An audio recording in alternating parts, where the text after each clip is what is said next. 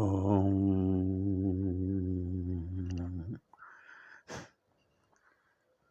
ಕೋಟ್ಯಾಂತರ ಆತ್ಮೀಯ ಗುರುಗಳೇ, ನಿಮ್ಮಿಂದನೇ ಕಲಿತು ನಿಮಗೆ ನಾನು ಕೆಲವೊಮ್ಮೆ ಹೇಳ್ತಾ ಇರ್ತೀನಿ. ಅದು ಹೇಗೆ ಅಂದರೆ, ಒಂದು ಮರ ಗಿಡ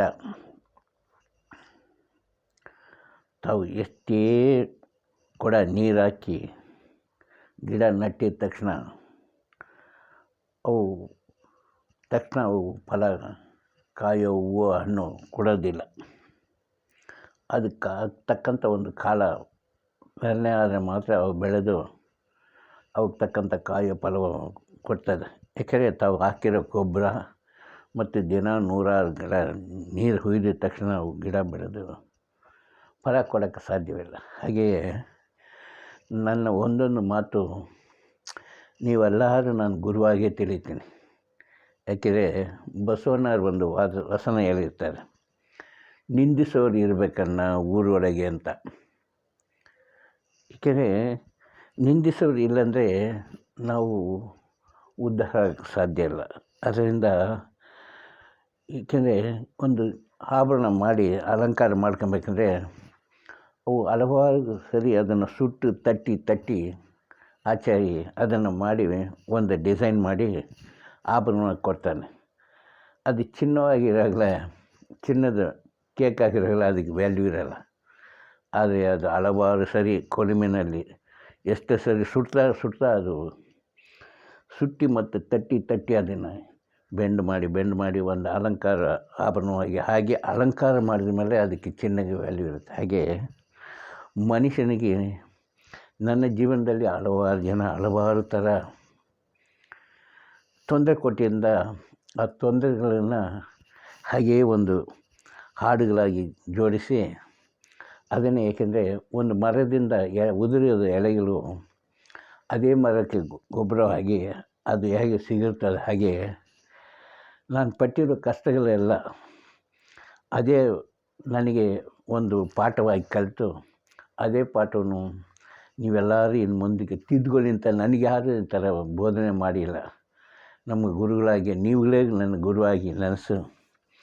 ಏಕೆಂದರೆ ನೀವು ಹೇಗೆ ನನಗೆ ಇದು ಮಾಡಿದ್ರೆ ಅದ್ರ ಮೇಲೆ ನಾನು ಮತ್ತೊಬ್ಬರಿಗೆ ನನ್ನಂಥ ಭಾವನೆ ಬೇರೆಯವ್ರಿಗೆ ಬರಬಾರ್ದು ಎಂಬ ಭಾವನೆಯಿಂದ ಇದನ್ನು ಹೇಳ್ತಾ ಇರ್ತೀನಿ. ತಪ್ಪಾಗಿ ನೆನೆಸ್ಕೊಂಡು ತಾವು ಹೇಗೆ ಬೇಕಾದ್ರೆ ತಿಳ್ಕೊಳ್ಳಿ, ಅದು ನಿಮಗೆ ಸೇರಿರತಕ್ಕಂಥದ್ದು. ಏಕೆಂದರೆ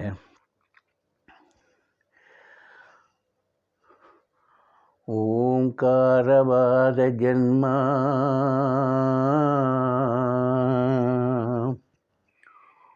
ಓಂಕಾರವಾದ ಜನ್ಮ, ಅದರಲ್ಲಿ ಉಚ್ಚಾರಣದಿಂದ ಓಂಕಾರದಂಥ ಜನ್ಮ, ಅದನ ಉಚ್ಚಾರಣದಿಂದ ನಿಮ್ಮ ಉಚಿತ ತ್ರಾಣವನು ಇನ್ನಷ್ಟೇ ಮತ್ತಷ್ಟೇ ಉದ್ಧಾರ ಆಗಬಹುದು. ಓಂಕಾರದಲ್ಲಿ ಈ ಪ್ರಪಂಚ ಅಡಗಿದೆ,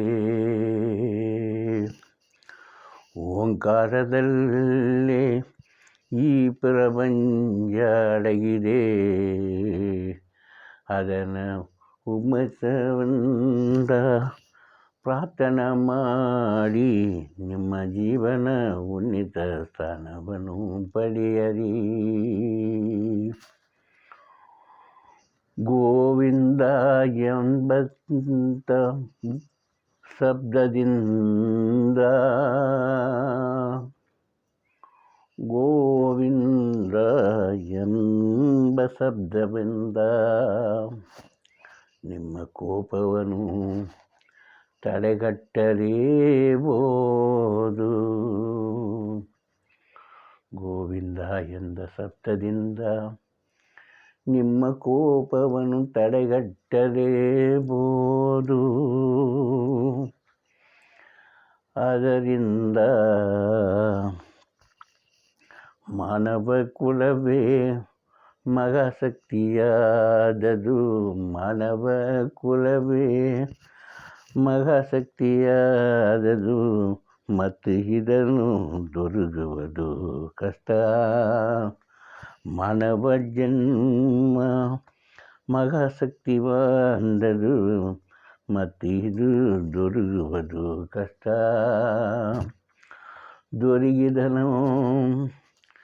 ದೊರಗಿರುವ ಅಮೂಲ್ಯವಾದ ಶಕ್ತಿಯನ್ನು ನಿಮ್ಮ ಆಭರಣವಾಗಿ ಸುಂದರ ಪರಿಮಳವಾದ ಜಾಜಿ ಹೂವಾಗಿ ಭದ್ರವಾಗಿ ಇಟ್ಟಿ ಪರಿಮಳವಾಗಿ ಶ್ವಾಸ ಮಾಡಿ ಸಿಕ್ಕಿರುವುದರಲ್ಲಿ ಸಂತೋಷಪಟ್ಟಿ. ಜಗತ್ತಿನಲ್ಲಿ ನಾನು ಏನು ಕೊಟ್ಟಿದೆ ಎಂದು ಚಿಂತೆ ಮಾಡಿ, ಜಗತ್ತು ನನಗೆ ಏನು ಕೊಟ್ಟಿದ್ದಕ್ಕಿಂತಲೂ ನಾನೇನು ಜಗತ್ತಕ್ಕೆ ಕೊಟ್ಟಿದೆ ಎಂದು ತಿಳಿದರೆ ನಾವು ಹುಟ್ಟಿದಕ್ಕೆ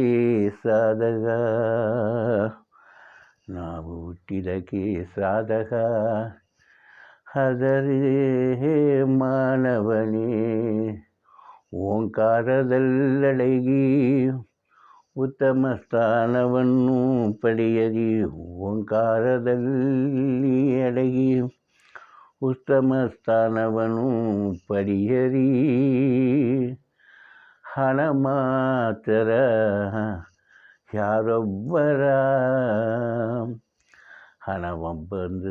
ಹಣವೊಂದು ಶಾಶ್ವತವಲ್ಲ. ಅದು ಸಮಯಕ್ಕೆ ತಕ್ಕಂತೆ ಅವು ಪರಿವರ್ತನೆ ಆಗತಕ್ಕಂಥದ್ದು. ನಮ್ಮ ಕರ್ಮಕ್ಕೆ ತಕ್ಕಂತೆ ಅದು ಜೊತೆಗೆ ಬಂದು ಫಲ ಕೊಡತಕ್ಕಂಥದ್ದು. ಅದು ನಮಗೆ ಕರ್ಮಕ್ಕೆ ತಕ್ಕಂತೆ ನಮ್ಮ ಜೊತೆ ಬಂದು ಅದು ಫಲ ಕೊಡತಕ್ಕಂಥದ್ದು. ಅದರಿಂದಲೇ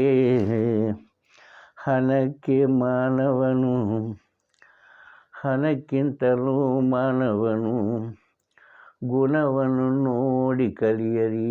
ಹಣಕ್ಕಿಂತಲೂ ನೀವು ಗುಣವನ್ನು ನೋಡಿ ಕಲಿಯರಿ. ಸಂಸಾರ ಮಕ್ಕಳು ಅಕ್ಕಪಕ್ಕ ನೆರೆಹೊರೆಯರು, ಸಂಸಾರ ಮನೆ ಮಕ್ಕಳು ಅಕ್ಕಪಕ್ಕ ನೆರೆಹೊರೆಯರ ಜೊತೆಗೆ ಸಂತೋಷವಾಗಿ ಆಗಷ್ಟು ದ್ವೇಷ ಮಾಡಲು ಬಿಟ್ಟು ಬದುಕಿರುವ ದಿನವಲ್ಲ. ಆ ಪರಮಾತ್ಮನ ಧ್ಯಾನ ಮಾಡಿ ಬದುಕಿರುವ ದಿನವಲ್ಲ. ಆ ಪರಮಾತ್ಮನ ಧ್ಯಾನ ಮಾಡಿ ಇರುವ ಶರೀರವನ್ನು ಆಗಷ್ಟೇ ದುಡಿಯೋಕ್ಕೆ ಪ್ರಯತ್ನ ಪಡೋಣ. ದುಡಿತ ಎಲ್ಲರ ಜೊತೆಗೂ ಗೊತ್ತಿಲ್ಲದವರಿಗೆ ತಿಳಿಸಿಕೊಡಿರಿ. ದುರ್ಮಾತು ಮಾತಾಡುವವರಿಗೆ ಮಧುರವಾಗಿ ಮಾತಾಡಿ ಸಮಾಧಾನ ಮಾಡಿರಿ. ಕೇಳಿದರೆ ಕೇಳಲಿ, ಕೇಳಿಲ್ಲಂದರೆ ನಿಮ್ಮ ಕರ್ತವ್ಯವನ್ನು ಮಾಡಿರಿ. ಸೂರ್ಯಚಂದ್ರನು ಯಾರಿಂದಲೂ ಪ್ರಕೃತಿ ಯಾರಿಂದಲೂ ಫಲ ಪಡೆಯೋಕ್ಕೆ ಇಷ್ಟಪಡುವುದೇ ಇಲ್ಲ. ತನ್ನ ಕರ್ತವ್ಯವನ್ನು ಜಗತ್ತು ಕೊಡುತ್ತಾಗೆ ನಿಮ್ಮ ಕರ್ತವ್ಯವನ್ನು ನೀವು ಮಾಡಿ. ಎತ್ತಿದ ಜನ್ಮ ಶ್ರೇಷ್ಠವಾಗಲಿ ಅಂತ ಇರುವ ತನಕ ಸಂತೋಷಪಟ್ಟು ಆ ಪರಮಾತ್ಮನ ಸ್ಮರಣ ಮಾಡಿ. ಒಂದೊಂದು ಸಮಯದಲ್ಲಿನೂ ನಿಮ್ಮ ಕುಲದೇವತೆಯಾದ ಯಾವುದಾಗಲಿ ಅದನ್ನು ಸ್ಮರಣ ಮಾಡಿ. ನಿಮ್ಮ ಇರುವ ಕಡೆ ಎಲ್ಲ ಕಡೆನೂ ಯಾರಿಗೂ ನಿಮ್ಮಿಂದ ತೊಂದರೆ ಆಗಬಾರದು.